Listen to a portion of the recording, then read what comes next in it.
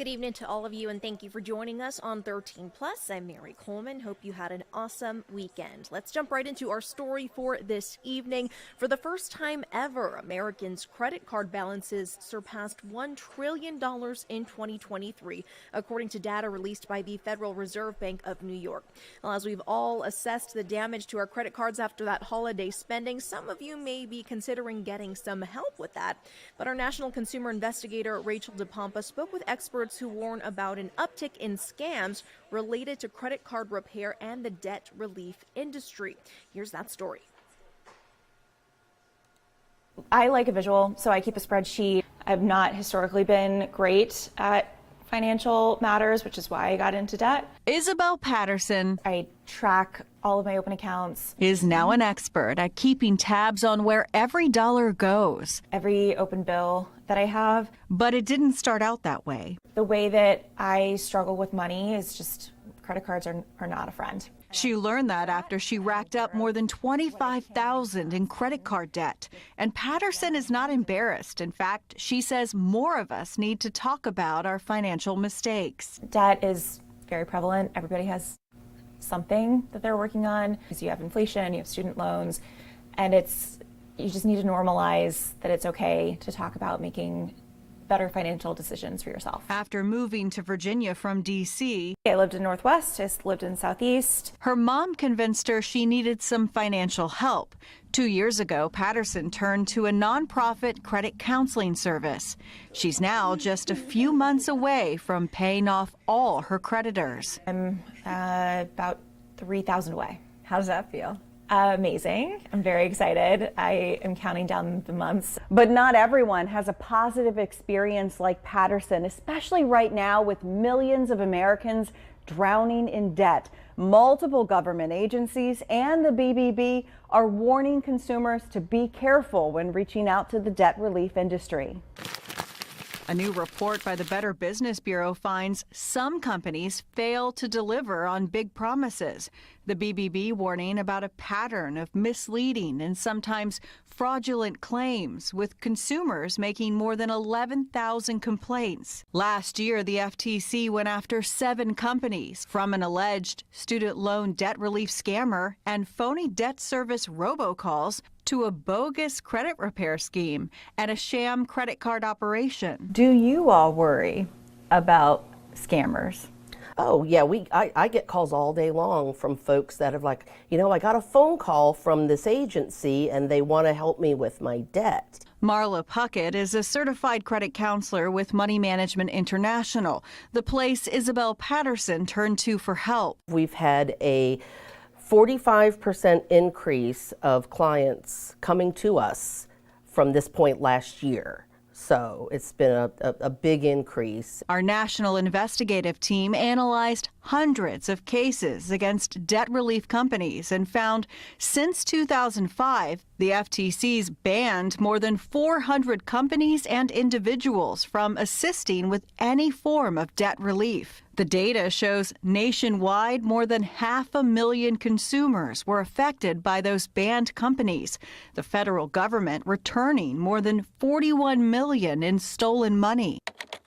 To find out just how big a problem likely scammers and possible copycats are now, we got online and searched debt relief on X, Facebook, and Instagram, and we found dozens of accounts, all claiming to be from the same relief groups. For example, some included state names and look like they could be official accounts.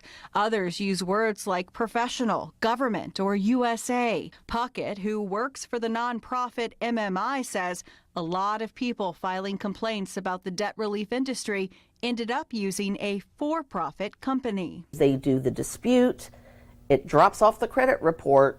6 months later, it magically appears back on the credit report. And then you're right back where you started with less money in your pocket because you paid this organization to do that for you. She says if a company asks you to stop paying your bills, that's a red flag. You don't have to be delinquent to have, help for your credit cards. If they ask you for a large fee up front, red flag number 2. The payment may seem lower than what you would get from, a credit counseling nonprofit, but their fees are substantially higher. If the debt relief agency reaches out to you, that should be a warning. They've got funding for marketing and telemarketing and to be able to do all this. Ted Rossman, an analyst with Bankrate, also warns about for-profit debt relief companies. I hear those ads too about, hey, do you want to get out of credit card debt for pennies on the dollar? It sounds tempting, but because of the credit score damage, it may not be worth it. He says be careful about groups offering debt relief or debt settlement, asking you to stop paying, hurting your credit while they try to negotiate with the creditor. The lender doesn't even have to take the offer. They could decline the settlement offer and pursue other payment methods. Like they could sue you, or they could, well, they are going to hurt your credit. They could send you to collections. Get online to look up any debt relief group you are thinking of signing up with and see what people are saying. To make sure you're looking at a legitimate company, watch for typos, very few followers, and non-professional email addresses. For Isabel Patterson, credit counseling was a life changer. How has this helped you? Mentally, it's taken a lot of load off. It's helped me understand my own spending habits, how I can work on those, what my triggers are, how I can avoid getting into more debt. Her credit score is now in the 700s, a personal best. And thanks to spreadsheets, counseling, and sticking positive notes on her wall to keep her going, she now has a clear vision of her debt-free future.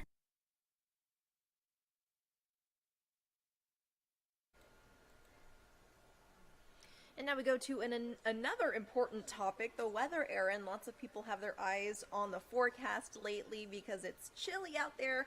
How much colder is it going to get? Tonight we'll be at about 27 at the airport compared to 32 degrees this morning. So we know if you live near a wash or low-lying area, it's going to be even colder than that 27 degrees. Yeah, a little deceiving today, right? You saw that sunshine returning and then you step outside and it's like, whoa, wait a second. Nope, not that warmth that I'm used to with these sunny skies. So it is a first alert action night because it's tonight before you go to bed. You'll want to make sure to take those actions to protect, of course, people, pets, plants, and pipes. So that 27 degrees will be the coldest we will have recorded in 347 days. It was the 26th of January last year when we were just as cold, 27. But you'll be in the teens in places like Wilcox, Benson, Douglas, 21 in Bisbee, 23 the overnight low in Sierra Vista, 22 Nogales, and 26 in Marana as well as Oro Valley. So a hard freeze warning active for most of southeast Arizona. That darker purple for western Pima County, that means a freeze warning. But trust me, most of southern Arizona will be feeling temperatures anywhere from 28 degrees or colder. That freeze warning, by the way, the difference is 29 to 32 degrees across that widespread area for several hours. That, again, for western Pima County, that does include the Ajo area. Hard freeze for pretty much the rest of us means 28 degrees or colder across that same widespread area for several hours at a time. So, of course, on nights when it's this cold, people and pets have to be indoors. Cover up those sensitive plants with the frost cloth, or at the very least, if they're a potted plant, you can move them a little closer to your house. They'll pick up some of that heat re-radiating off of the wall of your home. Make sure those outdoor pipes are wrapped. And continue this as we head through the next couple of nights. We'll still be near freezing again to start the day on Wednesday. 38 degrees Thursday morning with that increase in cloud cover and our next weather maker. But we are also expecting another hard freeze by Friday morning as that storm system that brings us our next round of rain and snow moves out of here. That, of course, on Thursday. Oh, the 27 and 29, just seeing that, Erin. Oh, my goodness, I'm getting cold just looking at the temps. Goosebumps already. Yeah, exactly. Thank you very much. You're welcome.